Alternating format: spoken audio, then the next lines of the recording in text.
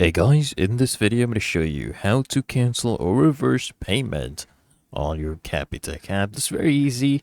Open up the app and then I want you to go ahead and sign in.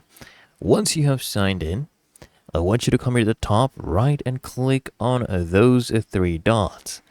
From here, I need you to select debit orders. So once you make a payment, it will appear in debit orders right here in your history. Just choose whichever payment it is, and then I want you to go ahead and click on stop, and then after that you'll see it in the stop section. Just be careful guys, you do this as soon as possible, ideally within hours. If you take too long, it will really reduce your chances to cancel that payment.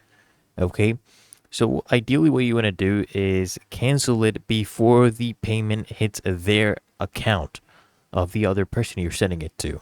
Okay, but otherwise it is really that easy and simple. So I hope this guide provided value to you, and if it did, consider smashing that like button as well as subscribing to Smart Solutions, and I'll see you in the next one.